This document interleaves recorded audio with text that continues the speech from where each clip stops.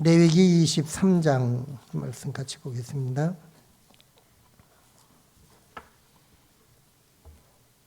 레위기 23장 26절부터 32절의 말씀이 되겠습니다. 찾으셨으면은 23장 26절부터 32절까지 같이 읽어봅니다. 여호와께서 모세에게 말씀하여 이르시되 일곱째 달 열흘날은 속죄일이니 너희는 성회를 열고 스스로 괴롭게 하며 여호와께 화제를 드리고 이날에는 어떤 일도 하지 말 것은 너희를 위하여 너희 하나님 여호와 앞에 속죄할 속죄일이 됨이니라. 이날에 스스로 괴롭게 하지 아니하는 자는 그 백성 중에서 끊어질 것이라. 이날에 누구든지 어떤 일이라도 하는 자는 내가 그의 백성 중에서 멸절시키리니 너희는 아무 일도 하지 말라. 이는 너희가 거주하는 각처에서 대대로 지킬 영원한 규례니라. 이는 너희가 쉴 안식일이라. 너희는 스스로 괴롭게 하고 이달 아흐렛 날 저녁 곧 그 저녁부터 이튿날 저녁까지 안식을 지킬지니라. 아멘. 할렐루야. 오늘은 속죄절에 대해서 말씀을 우리가 같이 상고해 보면서 이 말씀에 은혜를 같이 나누기를 원합니다. 속죄절을 지키라. 먼저 퀴즈 한번 내볼까요? 우리 두 어린이 있는데 예일이도 대답할 수 있으면 대답해보고. 어제 말씀 가운데 이스라엘 백성들이 어마어마한 큰 나팔 소리를 들었다고 그랬어요. 온 이스라엘 백성들이. 기억하시죠? 어디서 들었을까요? 어린이들만.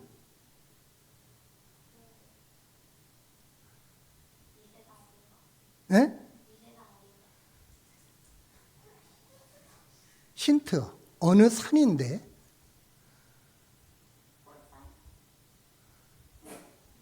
네.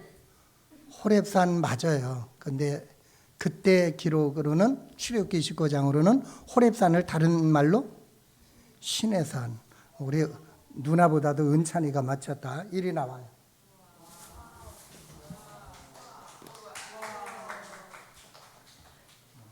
잘했어요.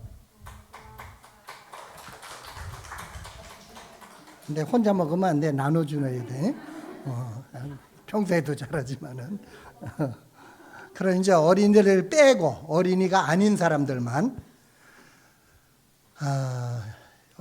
시내산에서는 이스라엘 백성들만 나팔 소리를 들었어요. 하나님이 임재하실 때. 그런데 언젠가는, 아직은 안 들렸는데 언젠가는 지구촌에 있는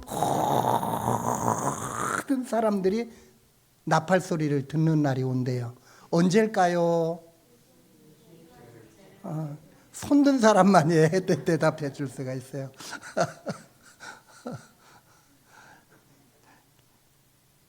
여러 사람이 들었는데 김진양 권사님 예수님 전임하실 때. 그러면은 성경 어디에 나와 있죠? 요한계시록 나 본 일이 없는데 어제. 두 군데 나와 있어요. 마태복음 24장하고 또 바울 사도가 하신 말씀. 데살로니가 전서 몇 장? 4장. 몇 절? 13절부터 16절 사이에. 그 두 절에서 나오는 거예요. 김진영 권사님 선물 드리겠습니다. 나오세요.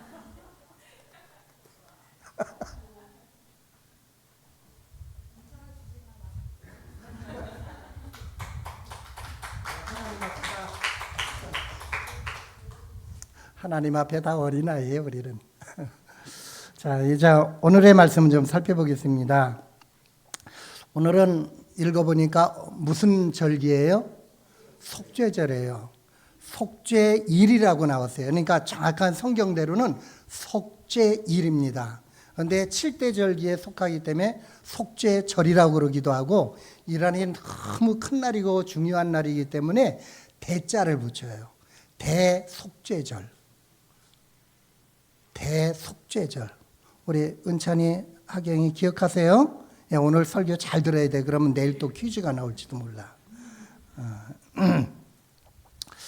이 대속죄절에 대해서는요, 여기 23장에 간단하게 기록해 놨고, 요 모든 절차에 대해서, 순서에 대해서는 레위기 16장에서 아주 소상하게 기록을 해놨습니다. 너무 많은 내용이기 때문에 제가 한 시간에 설명을 다 하기가 쉽지 않을 것 같아요. 그래서 다 설명하기도 어렵고, 또 구절구절 다 설명하려면은 굉장히 많은 분량이라고 생각이 되는데, 오늘 어디까지 제가 주어진 시간 속에서 설명을 드려야 될지 모르겠습니다. 그러나 성경 본문이 제일 중요하기 때문에 성경 본문을 같이 먼저 읽으면서 계략적인 것을 설명을 먼저 드리겠습니다. 레위기 16장 한번 펼쳐보세요. 16장 1절부터 보면은 아론의 두 아들이 여호와 앞에 나아가다가 죽은 후에 여호와께서 모세에게 말씀하시니라. 여호와께서 모세에게 이르시되 내 형 아론에게 이르라. 성소의 휘장 안 법궤의 속죄소 앞에, 여긴 어딘지 아세요? 이게 지성소예요. 속죄소 앞에 아무 때나 들어오지 말라. 지성소에는 아무 때나 들어가면 안 돼요. 아무나 들어가면 안 돼요. 왜냐하면은 함부로 들어갔다가는 죽어요. 목숨이 왔다 갔다 하는 장소가 바로 지성소예요. 대제사장도 그랬어요. 여기에는 1년에 한 번밖에 못 들어가요. 평소에는 얼씬도 못 해요. 지성소. 이제 어딘 가면은 성막을 광야에서 만들었잖아요. 그 성막은 문이 딱 하나야. 동쪽으로 나 있는 문. 그래서 동쪽 문을 통과해서 들어가면 뜰을 통과해서 뜰 끄트머리 쪽에 뭐가 있는가 하면은 번제단이 있어요. 재물을 잡아서 불태우는 거. 그리고 그 다음에 나타나는 게 물두멍이에요. 거기서 땀을 흘렸기 때문에 손과 발을 씻어야 돼요. 그렇지 않으면 또 죽어요. 제사장들이 그렇게 해요. 그러고 난 다음에 안에 방이 있는데 첫 번째 방과 두 번째 방이 있어요. 첫 번째 방을 성소라고 그래요. 거룩한 방이란 말이에요. 거기에 들어가게 되면 세 가지 기구가 있죠. 떡상도 있고 떡상을 진설병 상이라고 그래요. 그리고 또 한쪽 맞은편 쪽에는 등대가 있어요. 그리고 또 정면으로 보게 되면은 거기에는 분향단이 있어요. 요 세 곳, 여기는 제사장들만 들어갈 수 있어요. 딴 사람은 못 들어가요. 그런데 제사장들은 1년 12달 이 성소에 들어가서 날이면 날마다 떡상도 일주일에 한 번씩 떡을 바꿔야 되고, 또 등잔에는 기름을 늘 보충을 해서 불이 꺼지지 않도록 해야 되고, 그리고 분향단에서 늘 백성들을 위해서 기도하는 그 처소가 분향단입니다. 그게 향불이 꺼지지 않도록 하는 거예요. 그런데 거기까지만이야. 그리고 1년에 딱 한 번, 몇 월 며칠? 7월 10일 날이 되게 되면은 이 지성소 안에 들어가서 지성소 안에는 두 가지 기구가 있어요. 법궤라고 하는 큰 궤짝이 있어요. 그 안에 십계명 돌비가 있어요. 그리고 십계명 돌비는 하나님의 말씀을 상징하고 하나님의 법입니다. 이 법을 어기는 자는 심판을 받을 수밖에 없는 하나님의 공의의 심판을 상징하는 건데, 우리가 다 하나님의 그 심판받을 수밖에 없는 죄인들이에요. 이 하나님의 말씀을 다 못 지키잖아요. 그래서 하나님께서 긍휼을 베풀어 주셔서 심판을 면해 주기 위해서 뚜껑을 닫아놨어요. 그 뚜껑이 뭔가 하면은 속죄소라고 그래요. 은혜의 자리, 긍휼의 자리. 그래서 이 뚜껑이 있기 때문에 하나님의 심판이 보류가 돼. 면제가 돼. 그래서 속죄소, 하나님의 긍휼의 자리, 은총의 자리. 이해가 되시죠? 네. 우리가 과거에도 들은 바가 있고 여러분이 성경에서 많이 읽었어요. 그런데 제사장들은 경계선이 첫 번째 방 성소까지만 들어가서 1년 12달 늘 때를 따라 하나님 앞에 하나님을 섬기는 일을 합니다. 그런데 지성소에는 누구만이 들어간다? 대제사장만 들어가요. 아무리 대제사장이라 할지라도 평일날 들어갔다가는 당장 죽어요. 거기는 건드리지는 못하는 거예요. 그러니까 목숨이 왔다 갔다 하는 곳이니까 이곳은 굉장히 중요한 곳이라고 하는 걸 우리가 알 수가 있겠죠. 그리고 이 지성소라고 그러는데 지성소 첫 번째 방은 뭐라고요? 성소, 거룩한 곳. 두 번째 방은 뭐라고요? 지성소. 지자가 뭔지 아세요? 제가요 신학교 다니고 또 교회 생활하면서 목사님들이 늘 마태복음 28장 18절부터 20절까지의 말씀을 읽고 난다면 이것이 예수님이 주신 지상명령입니다 그래요. 그래서 저는 무식해가지고 그때는 땅지자로 알았어. 아, 땅에서 지켜야 될 명령인가 보다. 그런데 나중에 알고 보니까 땅지자가 아니야. 이를 지자예요. 지극하다 할 때 지자. 예? 아시겠어요? 예. 이를 지자예요. 다다를 지자예요. 그래서 이 말은 지상명령이란 말은 무슨 말인가 하면은 가장 중요한 명령이란 말이에요. 반드시 지켜야 될 명령이라는 거예요. 임금님의 명령 아주 지엄한 명령이죠. 지엄하다 할 때도 그 지자 그게 바로 이를 지자예요. 또 하나님을 가리켜서 지존자라고 그러죠. 지자 아주 존귀한 분, 극도로 존귀한 분, 그 지자예요. 지성소 그냥 거룩한 게 아니라 아주 지극히 거룩한 곳. 그래서 그 이를 지자를 써가지고 지성소라고 그래요. 여기는 왜 지성소냐? 왜 지극히 거룩한 곳이냐? 하나님이 임재하는 곳이기 때문에. 아멘. 하나님이 그곳에 임재하셔서 말씀하시고 제사를 받으시고 하나님의 임재를 나타내는 하나님의 영광이 임재하는 곳이기 때문에 그곳은 지성소라고 그래요. 아주 거룩한 곳입니다. 거기는 함부로 들어가서도 안 되고 함부로 만져도 안 되고 아무나 들어가서도 안 되고 반드시 대제사장만이 들어가는 곳이에요. 그것도 1년에 한 번 7월 10일 그날만 들어갈 수가 있는 곳입니다. 함부로 들어갔다는 그 자리에서 하나님이 치셔서 죽이기 때문에 그것은 함부로 할 수가 없는 거죠. 자, 다시 2절. 여호와께서 모세에게 이르시되 네 형 아론에게 이르라 성소에 휘장한 법궤 위 속죄소 앞에 아무 때나 어떻게 하라고? 들어오지 말라. 그리하여 죽지 않도록 하라. 아무 때나 들어갔다는 죽는다는 거죠. 이는 내가 구름 가운데서 속죄소 위에 뭐예요? 하나님이 나타나는 곳이에요. 하나님의 보좌라 이 말이에요. 그렇기 때문에 그곳을 가리켜서 지성소라 이렇게 말을 해요. 3절. 아론이 성소에 들어오려면 아론이 대제사장이잖아요. 성소에 들어오려면 숫송아지를 속죄제물로 삼고 순양을 번제물로 삼고 거룩한 세마포 속옷을 입으며 세마포 속바지를 몸에 입고 세마포 띠를 띠며 세마포 관을 쓸지니 이것들은 거룩한 옷이라 물로 그의 몸을 찢고 입을 것이며. 이 대제사장이는 정장이에요. 이거 다 일일이 지금 설명을 못하겠고 어쨌든 정장을 합니다. 5절. 이스라엘 자손의 회중에게서 속죄 제물을 삼기 위하여 순년소 2마리와 번제물로 삼기 위하여 순양 1마리를 가져갈지니라. 여러분, 그러면 그날 제사 드리기 위해서 뭐가 필요한 것 같아요?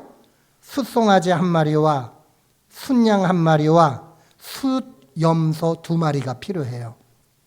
그 다음 6절. 아론은 자기를 위한 속죄제에 숫송아지를 드리되 자기와 집안을 위하여 속죄하고. 그러니까 제사를 하나님 앞에 드리는데 제일 먼저 드리는 제사는 숫송아지 제사야. 이거는 뭔가 하면 대제사장 자기의 죄를 용서받기 위해서, 그리고 자기의 가족들의 죄를 먼저 용서받아야 제사를 드릴 수 있기 때문에 자기와 자기의 가족들을 위해서 숫송아지를 가지고 하나님 앞에 먼저 제사를 드리는 거예요. 속죄 제사를 드리는 거예요. 7절, 또 그 두 염소를 가지고 회막문 여호와 앞에 두고 두 염소를 위하여 제비 뽑되, 한 제비는 누구를 위하여?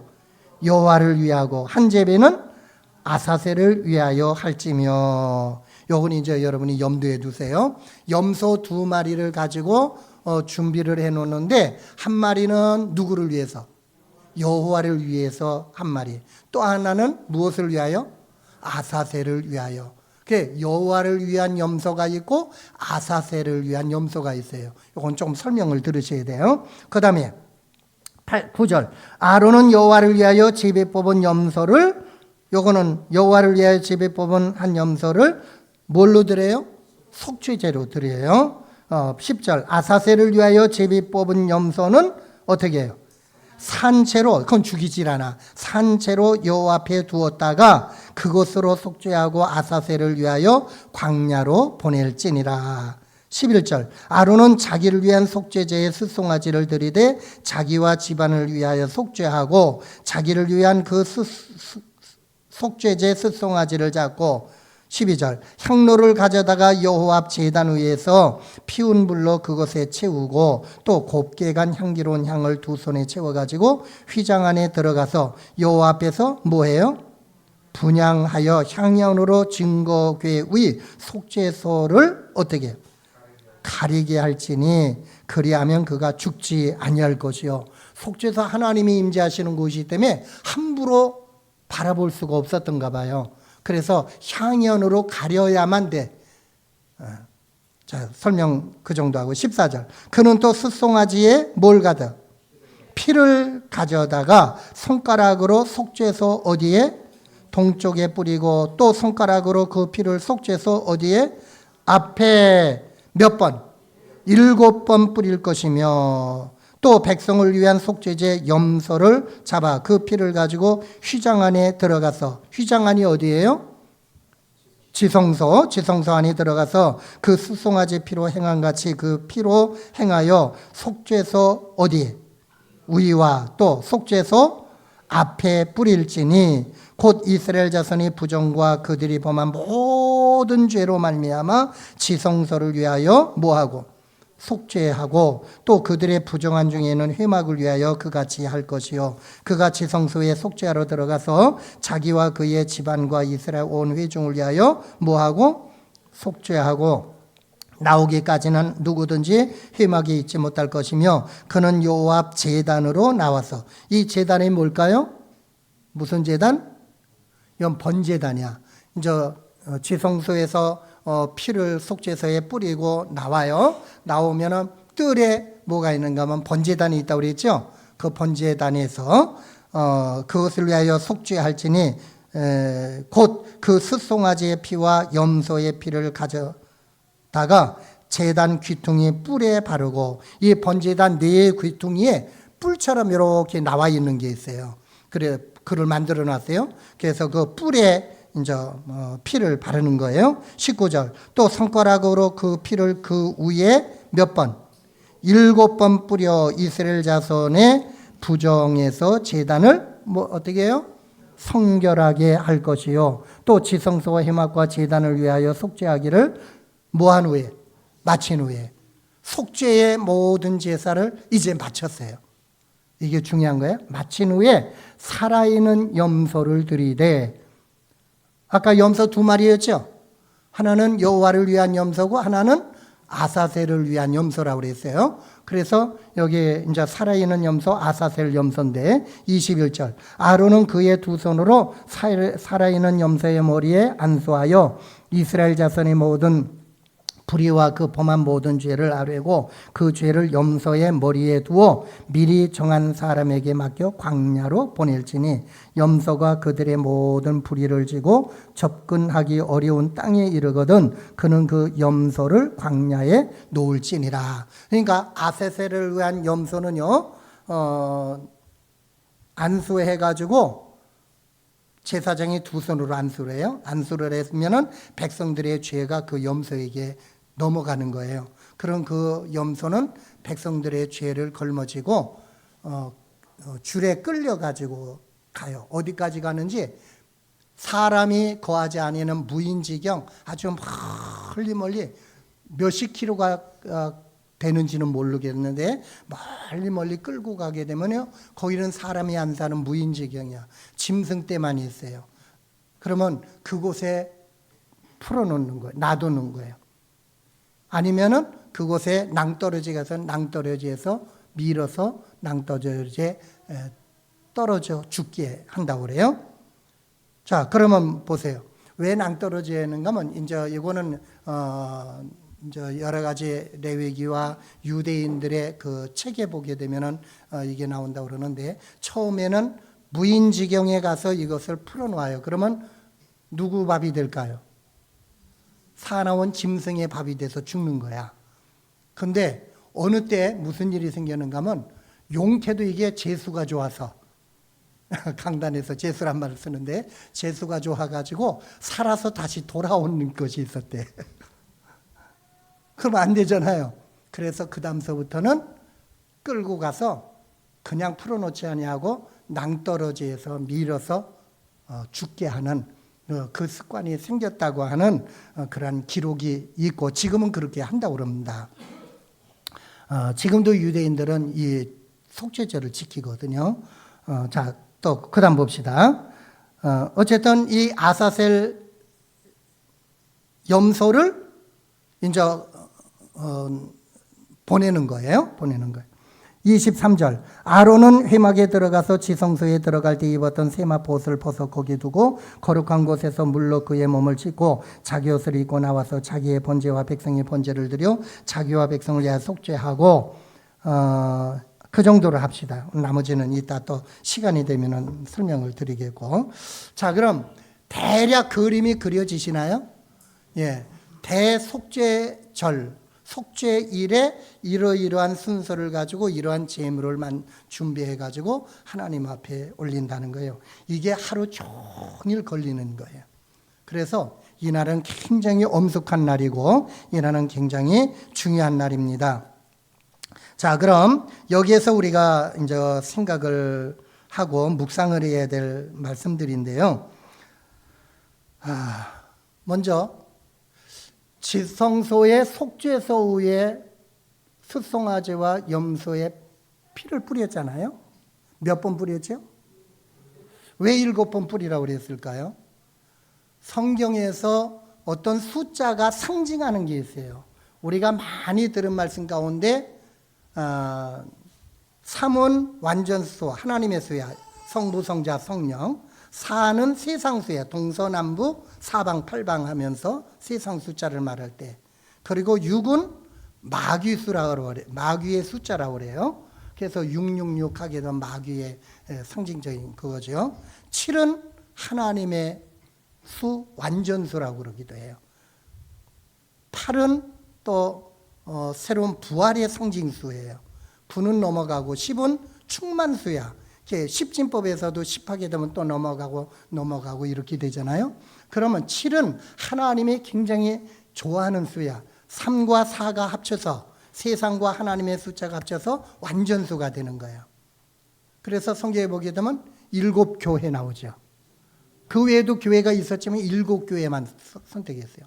7인이 나오죠. 7나팔이 나오죠. 예, 777 이거는 하나님이 기뻐하시고 하나님이 좋아하시는 완전수라고 그래요. 그러면 이 제사를 드리면서 피를 뿌리는데 7번 뿌렸다 하는 것은 뭘 말하는가 하면 이 피로 완전히 우리를 속죄해 주신다. 이런 의미가 있다고 하는 걸 우리가 이렇게 성경의 여러 사상을 통해서 생각할 수가 있어요. 또 한 가지, 제가 이렇게 책을 보면서 살펴보다 보니까 어떤 분이 이러한 묵상을 했더라고요. 이게 제가 마음에 와닿는데, 예수님이 결국 숫송아지나 염소나 양의 피는 예수님의 피를 상징하잖아요. 아멘? 예. 아멘으로 말씀 받으세요. 예. 아멘을 잘해야 말씀이 맛있게 소화가 되는 거야. 예. 이 7번이 왜 7번일까? 가만히 예수님의 사건을 묵상을 해보니까 예수님이 7군데에서 피를 흘리셨어요. 머리에 가시관 쓰시고 피 흘리셨죠. 또 등에는 채찍에 맞아서 피 흘리셨죠. 오른손 왼손 못 박히셔서 피 흘리셨죠. 오른발 왼발 못 박혀 피 흘리셨죠. 그럼 몇 군데예요? 하나, 둘, 6군데지? 한 군데 빠졌구나. 나중에 로마 군병이 창으로 허리를 찔렀죠. 피와 물이 나왔죠. 몇 군데예요? 7군데요. 예수님의 피 흘리신 그 상처가 7군데야. 아마 그것을 미리 하나님이 염두에 두시고 이렇게 7번 피를 뿌리라고 하신 것이 아닌가, 이렇게 말씀을 기록한 걸 봤는데요. 저 동감을 해요. 제가 거기에 여러분의 받고 안 받고는 여러분의 자유인데, 어쨌든 왜 하나님이 7번 뿌리라고 그랬나? 하나님이 말씀하실 때는 의미가 다 있단 말이에요. 어제 제가 말씀드릴 때에 나팔절은 몇 월 며칠? 7월 1일. 제일 어두운 때, 흑암이 깊은 때라고 그랬잖아요. 그럼 하나님이 왜 7월 15일이라고 한 거라고 7월 1일이라고 그랬을까? 그건 하나님의 계획 속에 이 죄악이 관영한, 죄악이 가장 깊어질 때에 예수님이 오신다고 하는 그것을 이미 하나님이 염두에 두시고 말씀해 주신 거라고 하는 걸 우리는 생각할 수 있다는 거예요. 해석은 여기 안 나와 있어. 그러나 성경 사상 전체를 통해서 볼 때 그 해석은 충분히 가능한 해석이라고 하는 걸, 그 교훈을 받을 수 있지 않겠어요? 예. 그래서 7번이라고 하는 것도 이건 예언이니까 앞으로 하나님의 아들 예수님이 오셔서 속죄의 제물이 되어 주실 때에 반드시 그러한 피 흘리는 역사가 있다. 그것을 우리는 넉넉히 생각할 수 있는 줄로 압니다. 한 가지 물어볼까요? 예수님이 어떻게 죽으셨어요? 예, 십자가에 물과 피를 흘리고 죽으셨어요. 그래서 예수님이 우리의 구원자가 되셨어요. 그런데 우리 예수님이요, 여러분 한번 퀘션 마크를 가지고 생각을 해보세요. 예수님이 죽으셨기 때문에 우리가 구원받을까요? 아니면 예수님의 피 때문에 구원받을까요? 아니면 예수님의 피 흘려 죽으심 때문에 구원을 받을까요? 예수님이 죽으심으로 인하여서 우리가 구원받는 게 아니에요. 그렇다면 예수님 만약에 교수형을 당했다면 어떻게 됐을까요? 피 안 흘려도 되잖아요. 그럼 예수님이 우리의 구원자가 안 돼. 그럼 피 흘려서 이렇게 할 필요가 없어요. 이해가 되세요? 예수님은 반드시 나무 십자가에 달리셔야 돼. 왜? 나무 십자가에 달린 자가 저주를 받는 자라고 그랬기 때문에. 나무 십자가에 달릴 뿐 아니라 예수님은 반드시 피를 흘리셔야만 돼. 여러분, 그냥 교수형 당하면 피 흘려 안 흘려요? 피 안 흘려요. 그러면 우리의 구원자가 될 수가 없어요. 그럼 구약의 이 제사, 피 흘려 제사 드리는 건 다 헛된 것이 되는 거예요. 왜 피를 짐승을 잡아서 죽이고 피를 흘려야만 됐느냐? 그건 예수님에 대한 그림자란 말이에요.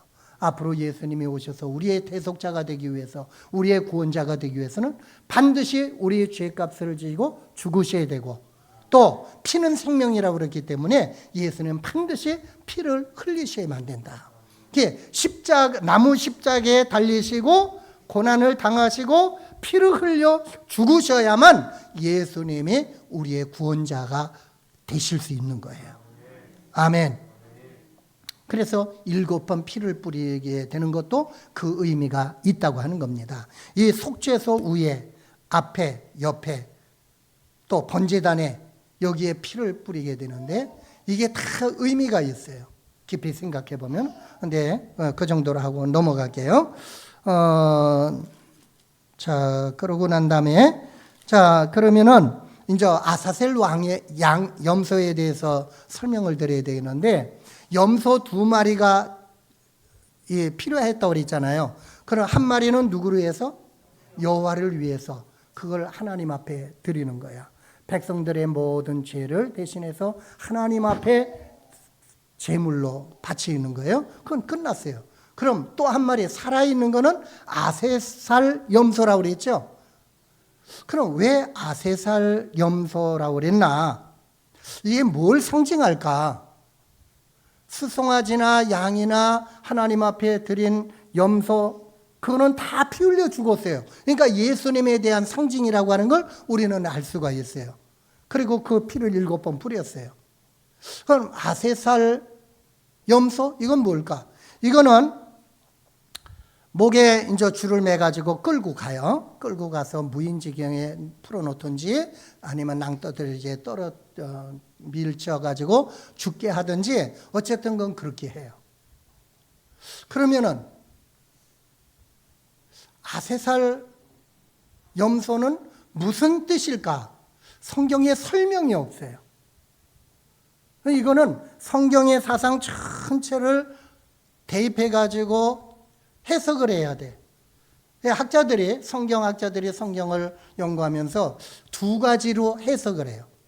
어떤 사람은 이게 예수님에 대한 상징이다. 그렇게 설명하는 사람이 있고, 어떤 사람은 아니다. 이거는 사탄 마귀에 대한 상징이다. 이렇게 설명하는 사람이 있어요. 요한복음 1장 39절에 보면은 세례 요한이 예수님을 가리켜서 보라, 세상 죄를 지고 가는 하나님의 어린 양이로다 그랬죠.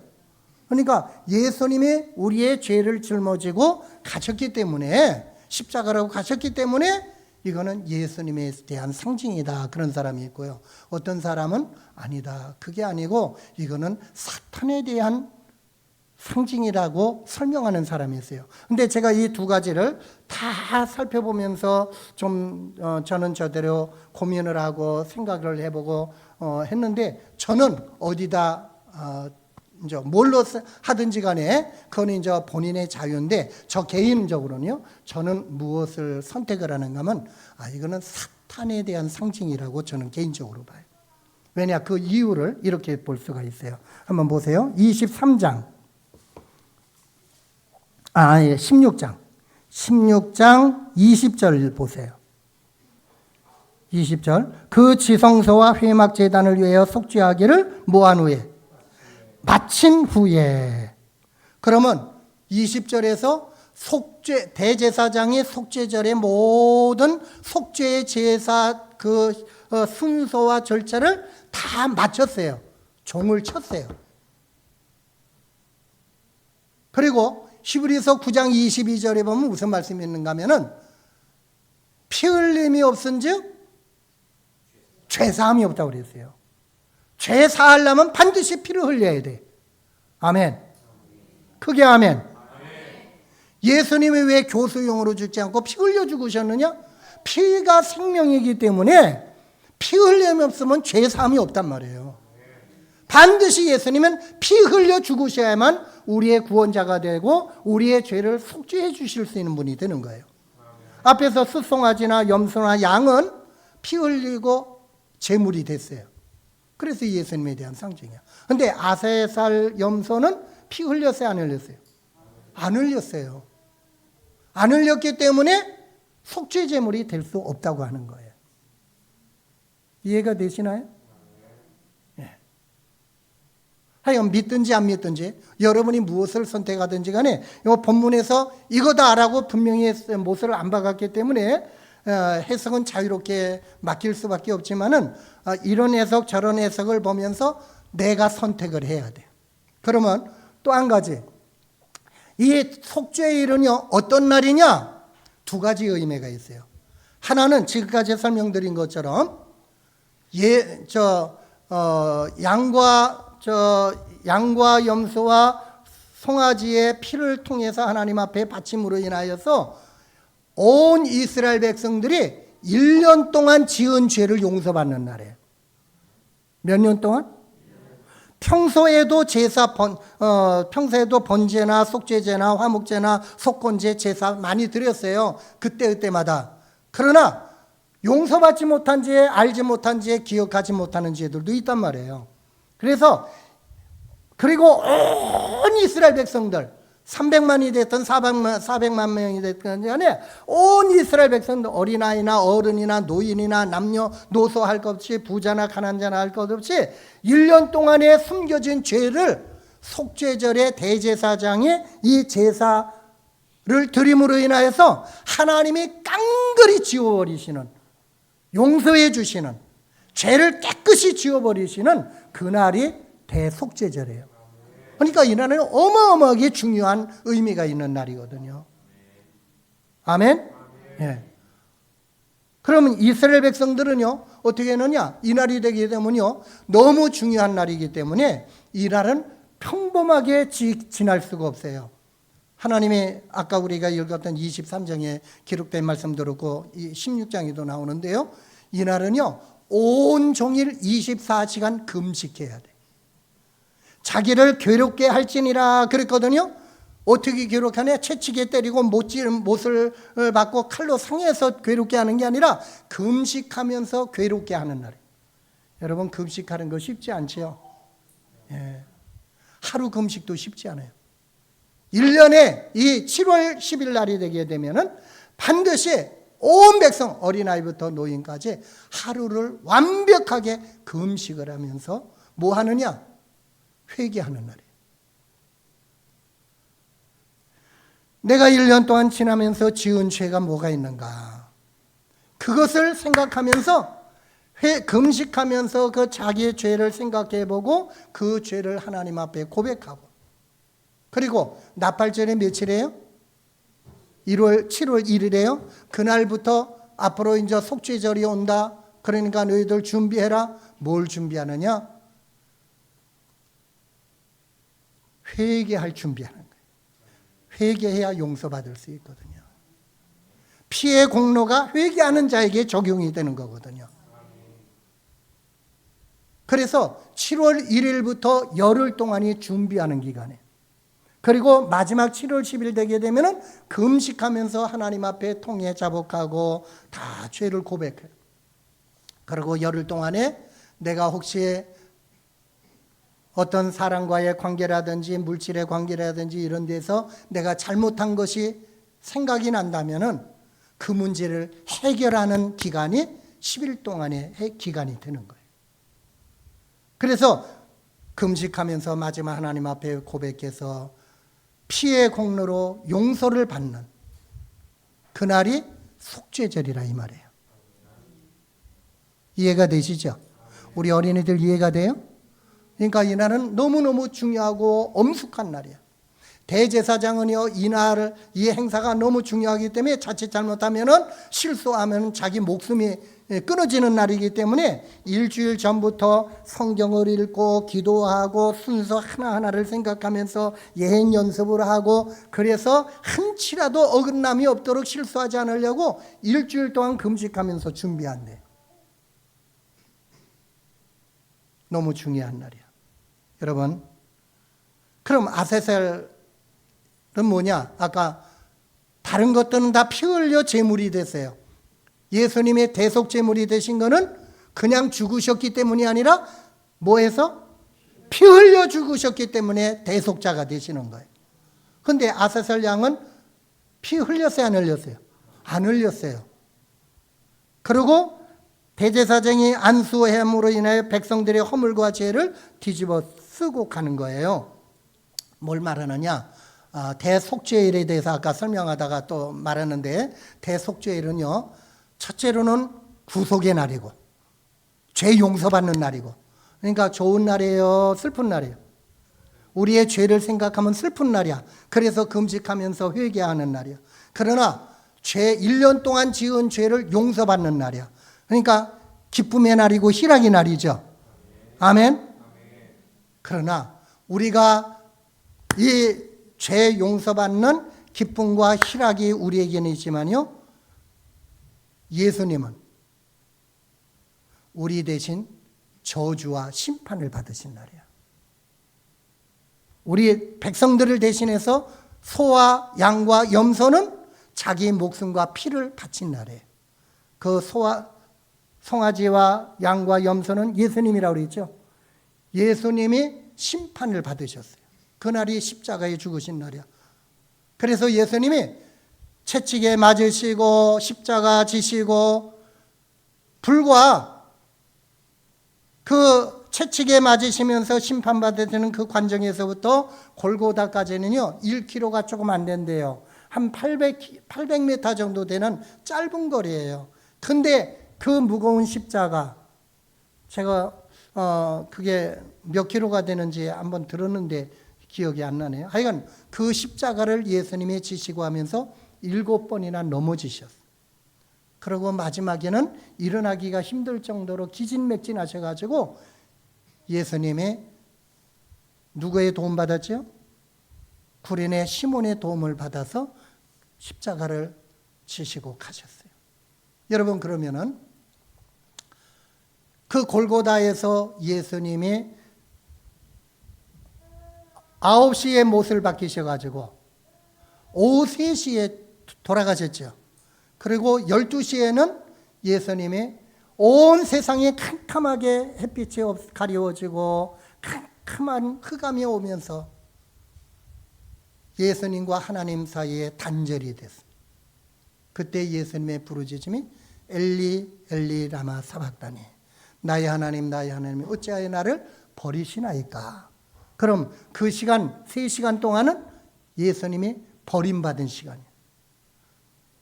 온 인류의 죄값을 대신해서 예수님이 저주받은 시간이에요. 심판받은 시간이에요. 왜 아멘 안 해요? 이해가 되세요? 그 예수님이 온 인류의 죄값 대신에 하나님 앞에 심판, 저주의 심판을 받은, 지옥의 저주를 받는 그 고통을 당하시는 시간이 십자가 6시간 동안이라 이 말이에요. 물론 그 앞에 고난은 말할 것도 없고. 이해가 되십니까? 그러니까 대속죄절은 뭐의 상징이에요? 예수님의 골고다에서 십자가에 심판받는, 저주받는 그거를 그림으로 보여주신 거예요. 아멘.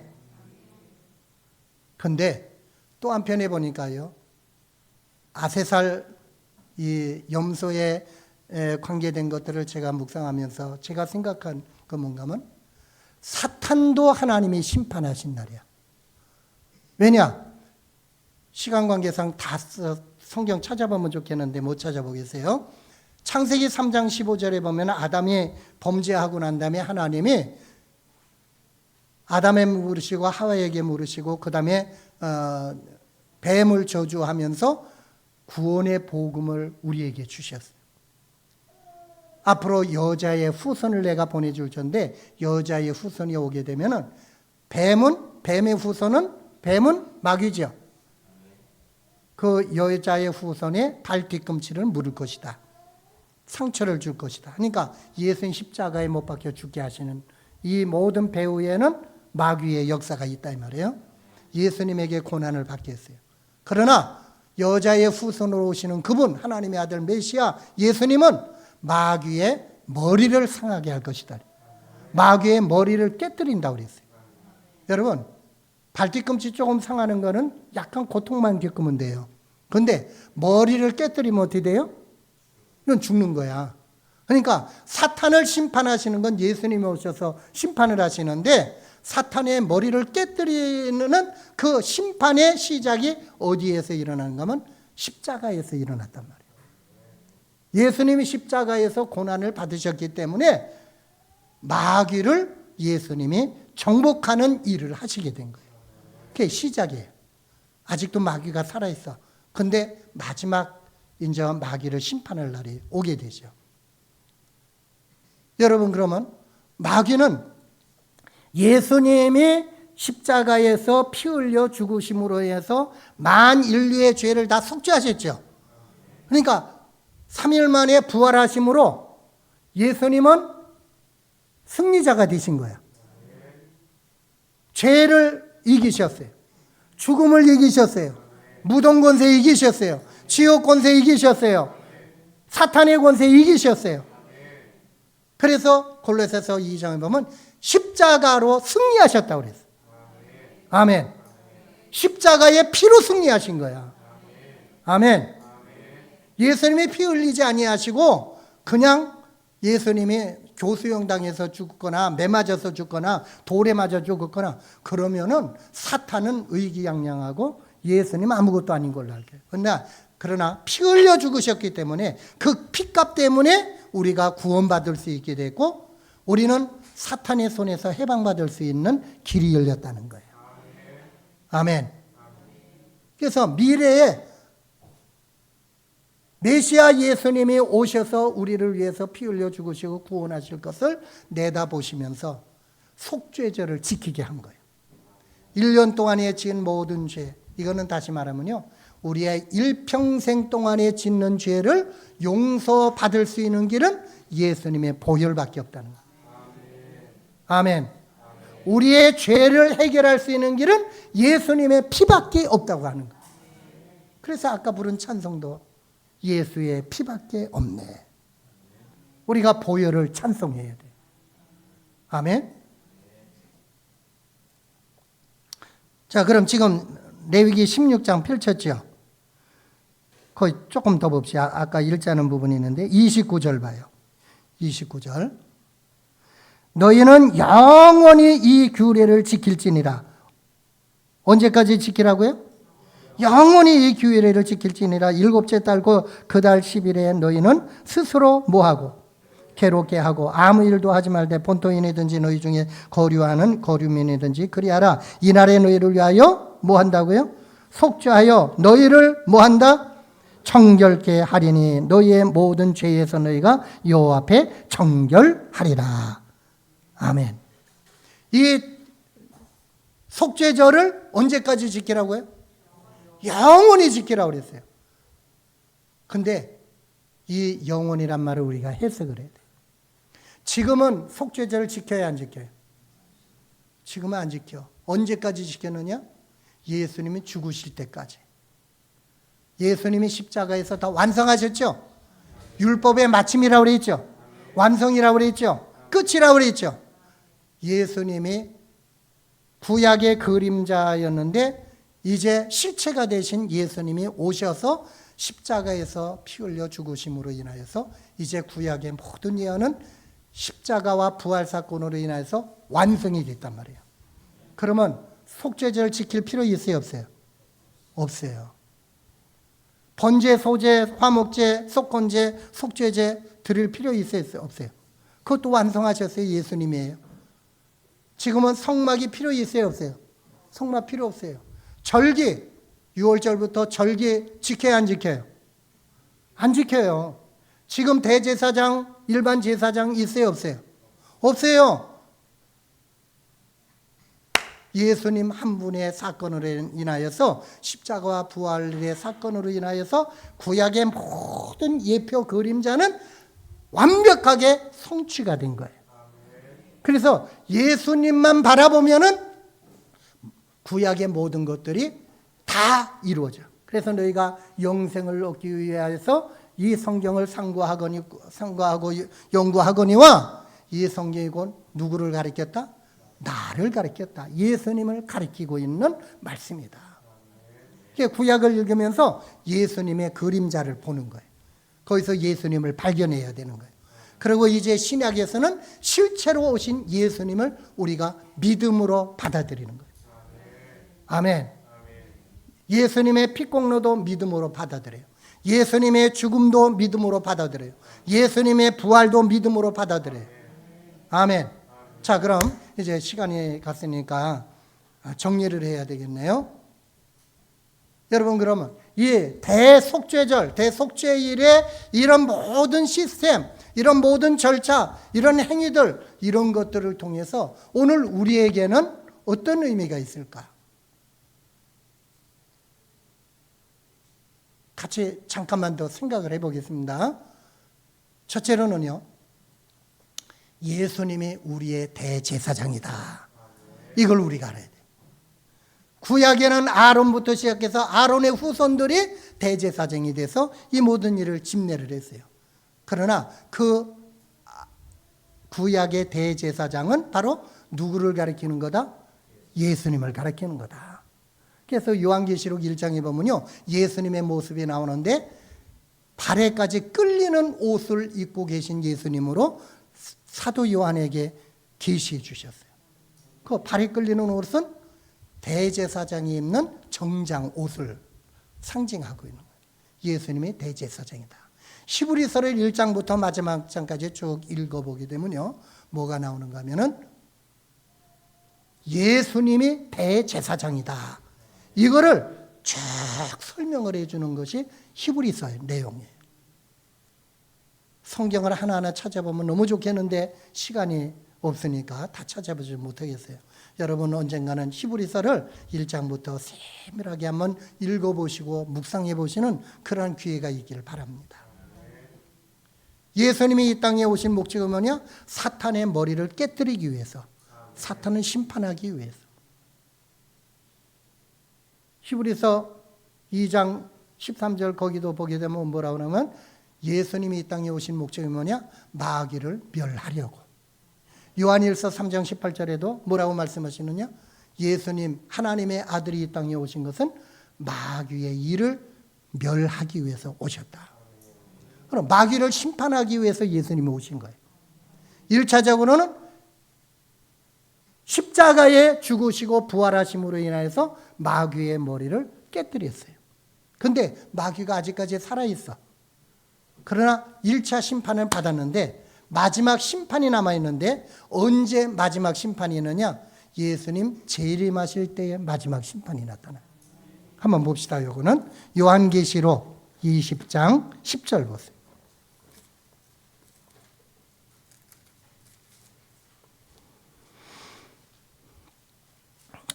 예수님이 오셔서 마지막 심판하실 때에 어떤 심판이 나오는가? 20장 10절 시작.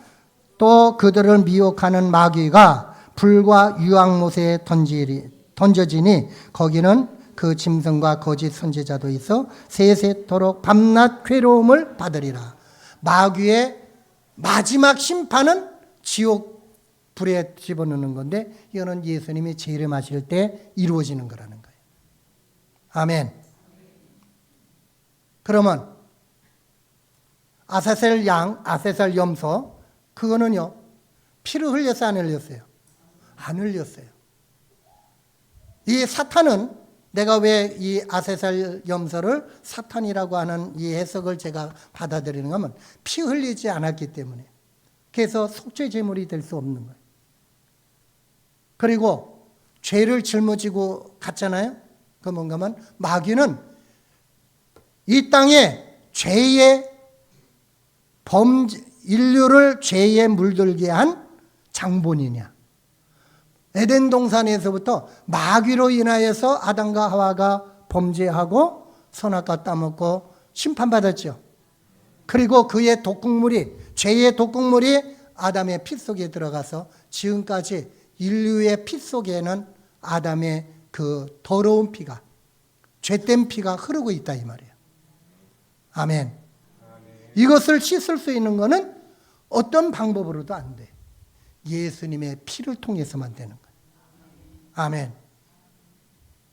여러분, 대속죄일이 되게 되면 7월 10일이 되게 되면은 일반 제사장은 지성소에 들어갈 수 있어요, 없어요? 없어요. 누구만 들어가요?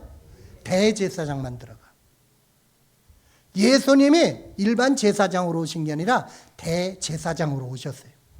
그래서 모든 인류의 죄값을 걸머지시고 당신의 피를 가지고 하늘 지성소에 올라가신 거예요.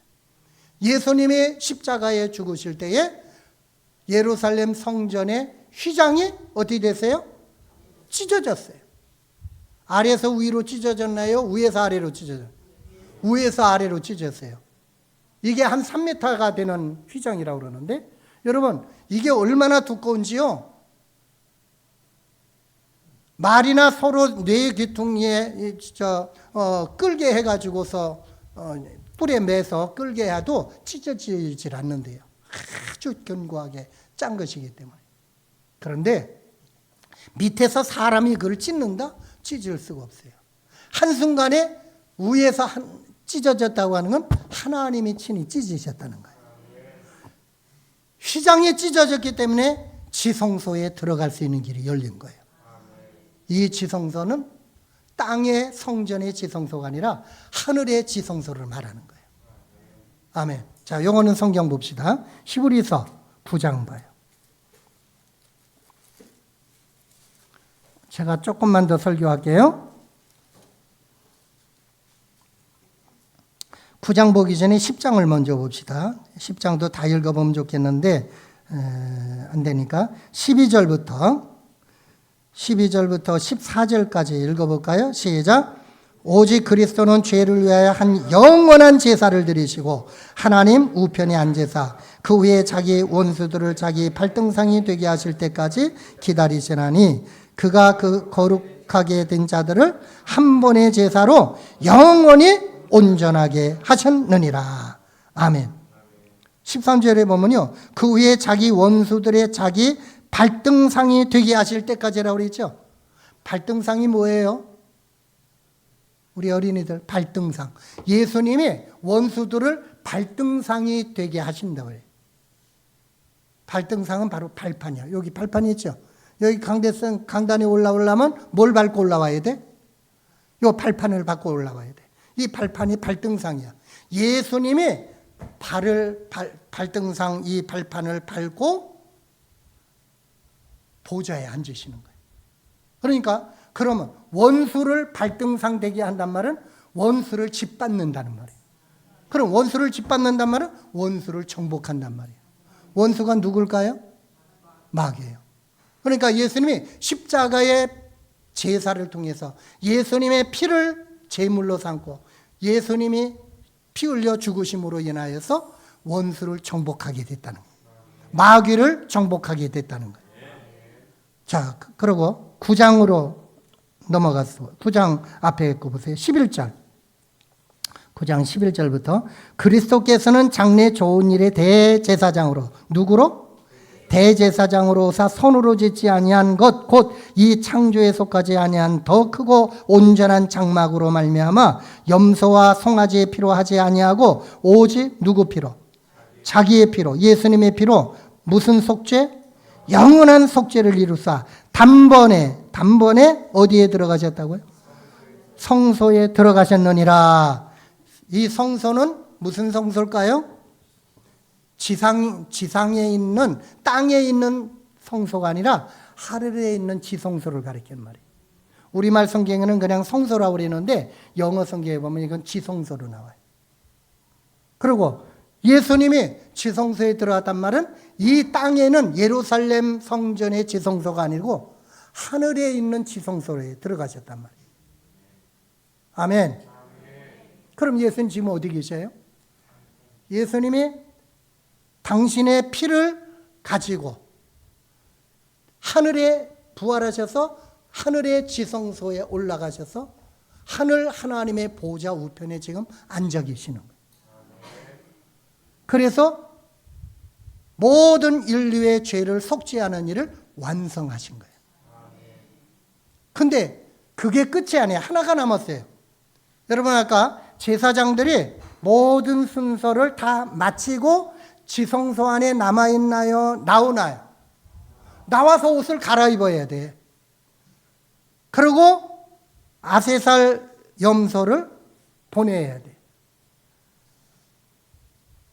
그래야만 모든 게 끝나는 거예요.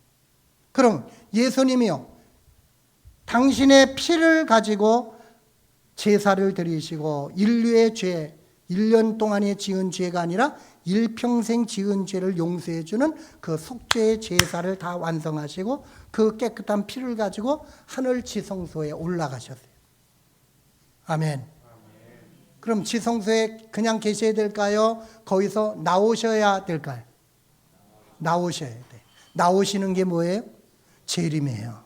예수님 재림하셔야만 모든 완벽한 속죄의 사역이 끝나게 되는 거예요. 심판이 끝나게 되는 거예요. 이렇게 보니까 아세살 염소는 예수님을 상징하는 게 아니라 사탄을 상징하는 거라고 저는 개인적으로 해석을 하고 그걸 받아들입니다. 자, 그래서 우리가 이 속죄일에 이 구약의 제도를 통해서 우리에게 주는 교훈, 첫 번째는 예수님이 누구다? 우리의 대제사장이다. 우리의 죄를 속해 주시는 우리의 대제사장이다. 아멘. 두 번째로, 이 속죄절에 송아지와 염소와 양의 피를 가지고 지성소의 속죄소 위에, 법궤 뚜껑이에요, 거기에다가 또 위에, 옆에, 앞에다가 피를 뿌렸죠. 그리고 밖에 나와서 번제단에서도 또 피를 뿌렸죠. 몇 번? 7번 피를 뿌렸어요. 그럼 이스라엘 백성이 1년 동안에 지은 죄를 용서받을 수 있는 건 뭐 때문에 용서받아요? 피 때문에 용서받는 거예요. 피가 아니면 용서 못 받아. 여러분, 우리의 모든 죄를 용서받을 수 있는 게 뭐냐? 여기서 우리가 생각할 수 있는 게 뭔가면요, 그 피는 예수님의 피를 상징한다고 그랬잖아요.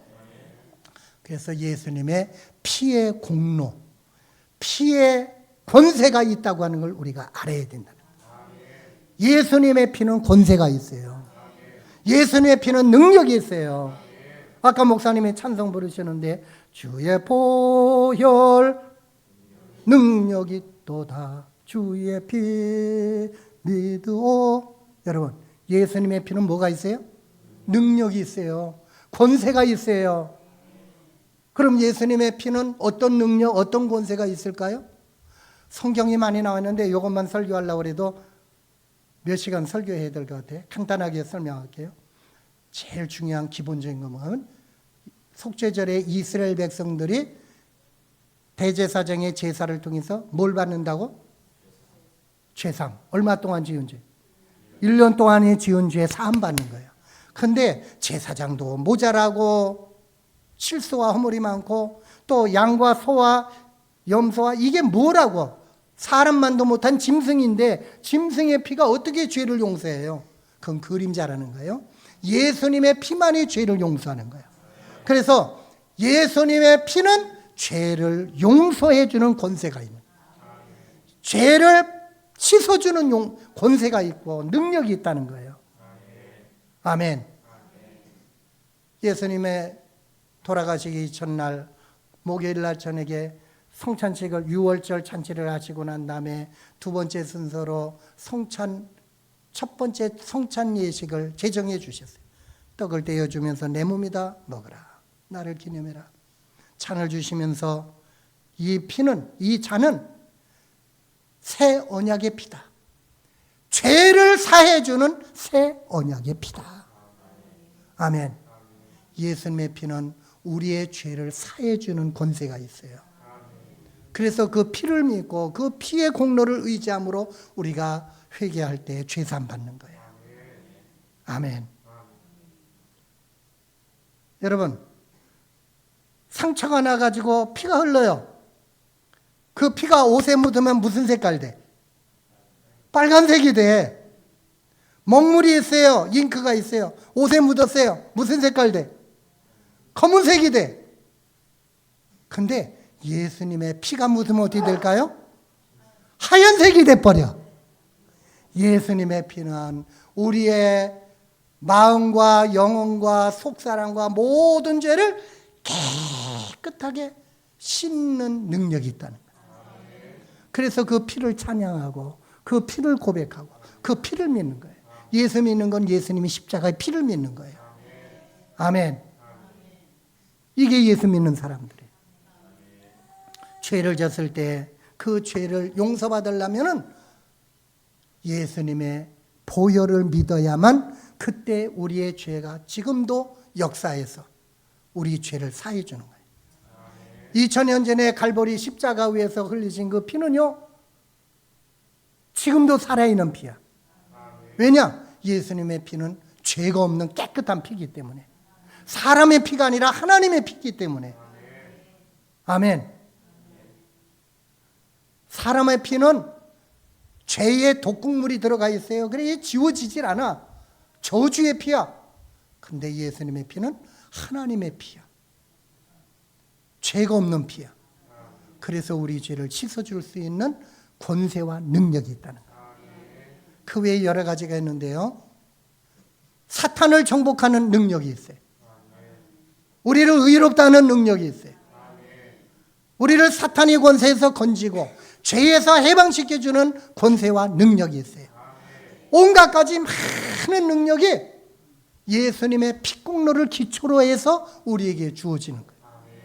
그래서 예수님의 피공로를 인하여 우리가 구원받고 죄사함받고 의롭다함을 받고 하나님의 자녀가 되고 하나님의 백성이 되고 천국 가는 길이 열려졌다고 하는 것을 우리가 믿고 보혈의 은혜를 감사하고 찬양하는 저와 여러분이 되어야 될 줄 압니다.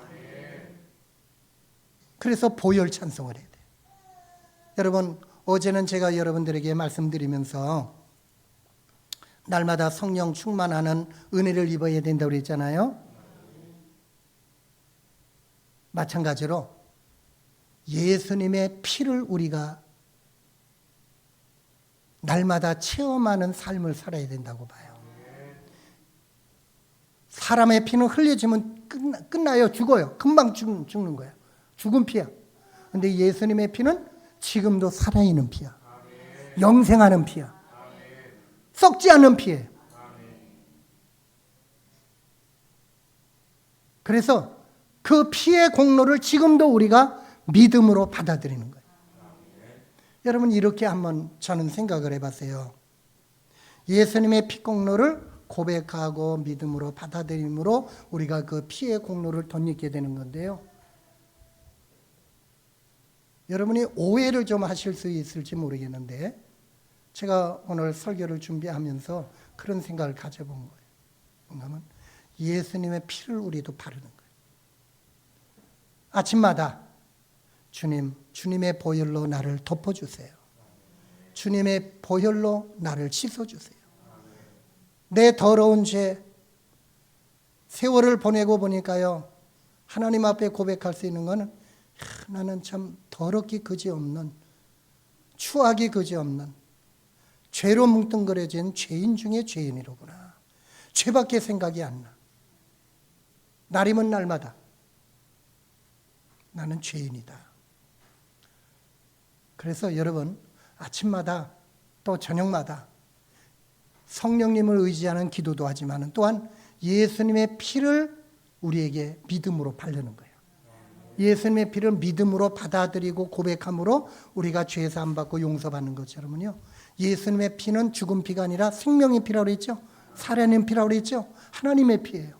그 피를 하나님, 주님, 오늘도 내 머리부터 발끝까지 주님의 보혈로 덮어주시고 씻어주세요.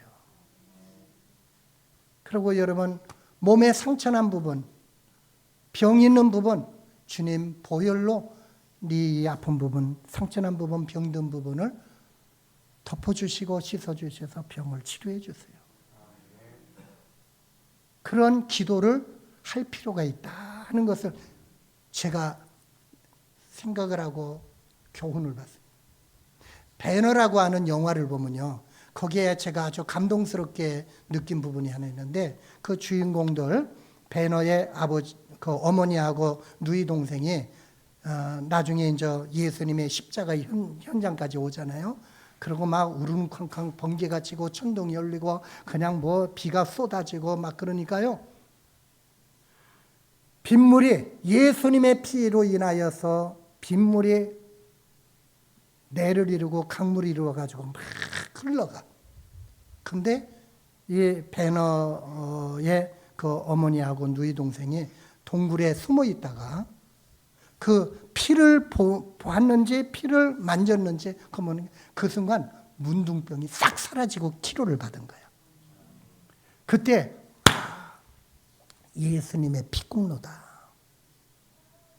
그래서 우리가 병든 자를 위해서 예수님의 이름으로 기도도 해요. 안수도 해요.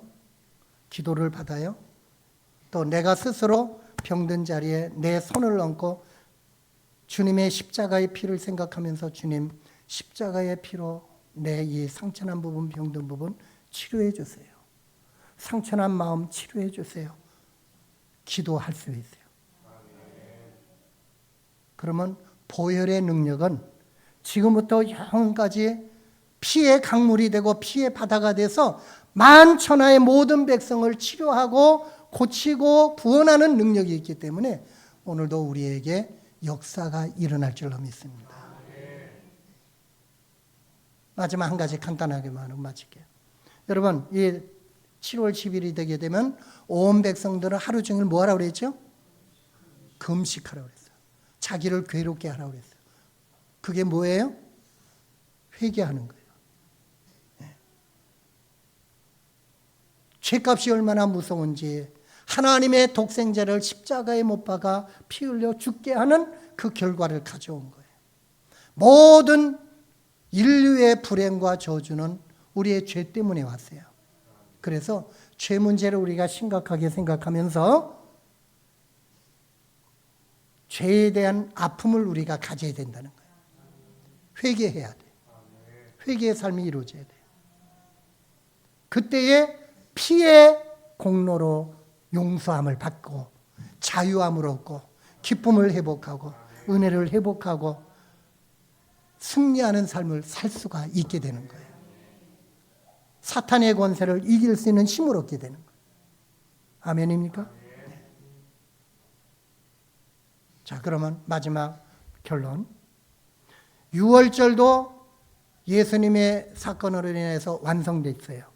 그림자가 사라져서 실체가 없어요. 무교절도 완성됐어요. 초실절도 완성됐어요. 오순절도 완성됐어요.